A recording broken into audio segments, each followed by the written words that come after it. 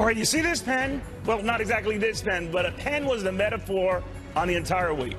Welcome, everybody. I'm Neil Cavuto, and that's how the week started, with everyone demanding that the president not be so stubborn, take a pen, sign an executive order to stop this nonsense they said, and worse, with separating kids and their parents at the border. Do any of you remember this?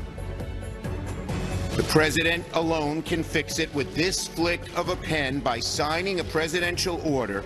Have a heart for a change. Take that pen of yours and do away with this horrendous, inhumane policy of yours.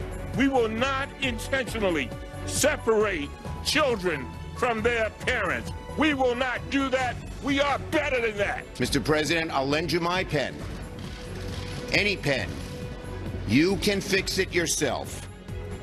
All right, well, no need to, Senator. He apparently had a pen, several of them, and went ahead and, as I think the expression goes, caved or pivoted or changed his mind. So he did everything that his opponents and critics were demanding that he do. So naturally, it put this entire crisis to bed, right, America?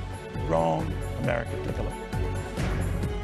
President Trump hasn't taken care of the problem, not by any stretch of the imagination. He is taking infant children hostage,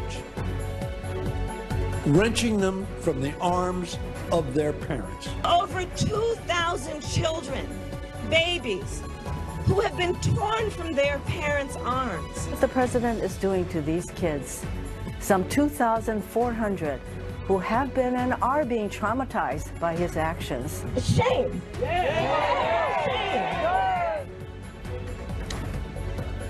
Do you ever think of that old Abbott and Costello skit? You said that if you sign this, you'd be off his case. So he signs it, you're on his case. It doesn't make sense. You'd have to be of a certain age to get that impression. Unfortunately, no one on my panel is, but nevertheless, we got Harlan Hill here. We've also got Katherine Timpf, Cathy Areu, and last but not least, Kaltbaum. Welcome to all of you guys. It is weird, and Kathy, I'll go to you first on this, that the left was demanding that the president stop this separation, sign something, sign executive order. He does, and is held to pay after he does. Well, he said his hands were tied. He couldn't do it. There was no way he could do it. But he did it. And then he did it. So, I mean, the left obviously is upset because he said he couldn't, and then he could. So he's damned if he does, damned if he does. Well, yeah. He actually signs the thing like you demanded, and you were demanding that last week. I did demand it. So I he did. does it, and you still hate him. Well, no, I didn't say I hated him. But a comedian, a late-night comedian said it best. They said that he put the fire, he lit the fire, and now he wants credit for putting the fire out. No. So, no, the fire, you started that fire. You wanted to bring it back to where it was and have him sign something. He did, and it was a big pivot for him. He doesn't normally do that. So he did, and they're still held to pay. Do you think there's hypocrisy on the left? Well, yes or no? No. Okay, Gary. Outcome of this week, Pelosi says we're compromising with the devil. You have a candidate in New York for governor calling ICE a terrorist organization. You have, and I mean this seriously, Chuck Schumer acting like Ralph Cramden, going humana on everything immigration. And Neil, my first time on Fox News was under Bush, a long time ago. My first time we discussed the immigration problem. It's 2018, still nothing done. And anybody who tries to do anything, Hitler, racist, Nazi, and we're still in the same position. Kat, where's this going?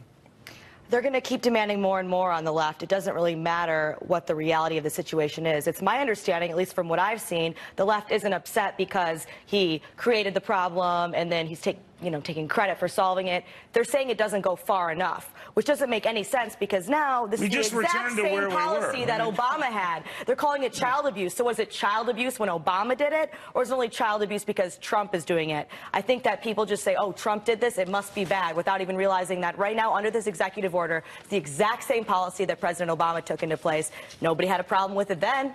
But, you know, they're also then getting into the bigger issue of why don't we have this problem solved? And I think all of your point here, I mean, this has been a pox on both parties. They've not been able to get a handle on it. The president just said, oh, with it, just wait until after the midterms when we have bigger numbers, or he hopes they do. But where's this going? Well, I think I've come to the realization that with the Democrats, it will never be enough. They want open borders.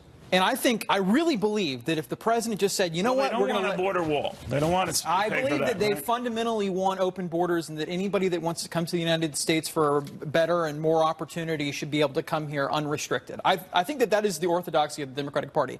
And I believe that if Donald Trump, and he'll never do this, and he shouldn't do this, said, fine, we'll adopt that policy, they would still find reason to take issue with him.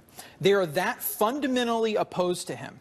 And I think that it's because they say that there's this cult of personality around Donald Trump on the right, but there's this cult of hatred on the left towards the president. And there's this total as someone who's conservative now, and you've had this change and metamorphosis, are you offended when the president is saying, the hell with it, skip this whole issue until after the midterms?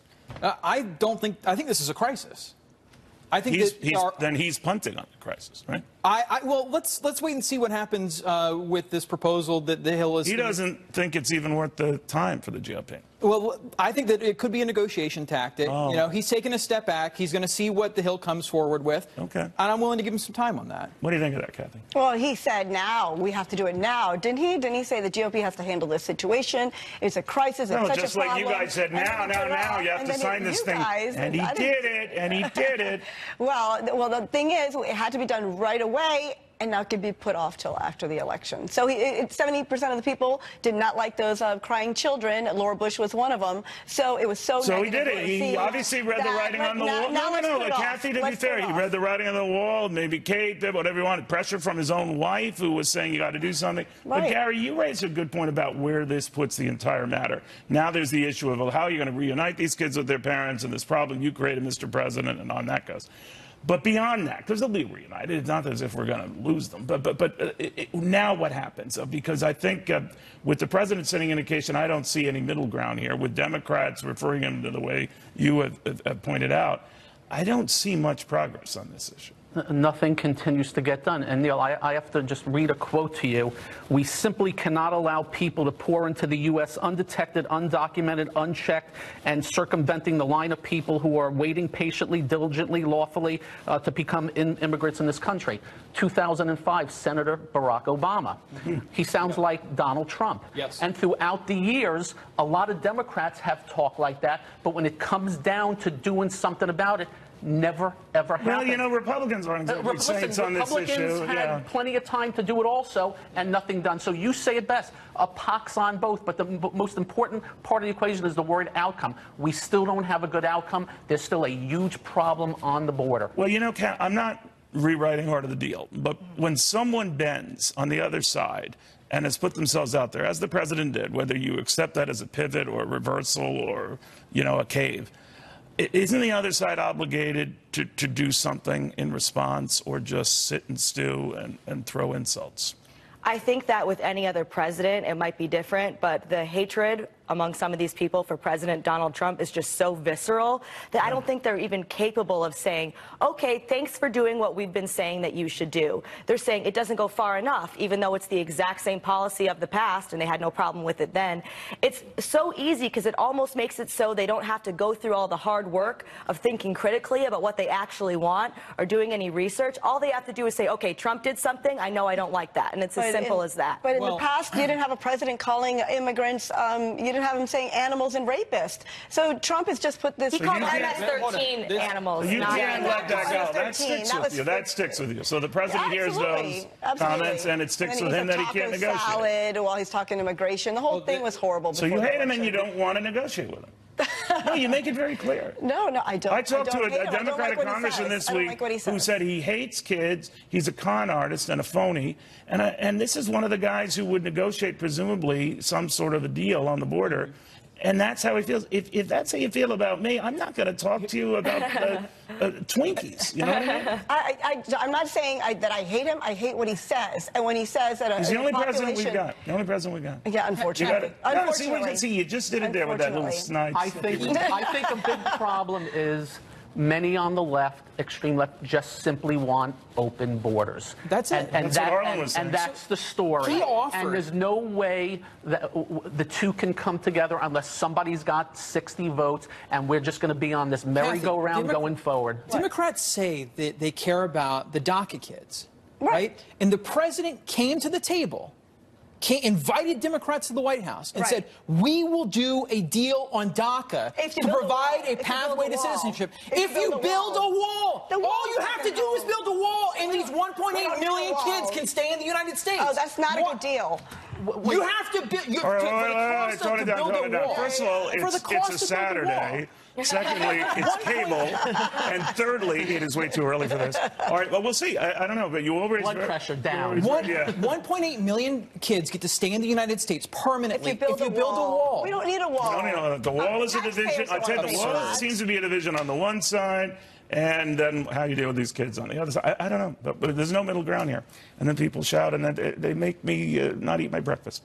All right, in the meantime, federal agencies are scrambling to get a lot of these families back together again to what we were raising here. Apparently, it's proving a lot easier said than done. Steve Harrigan is at a central processing center in McAllen, Texas. Hey, Steve.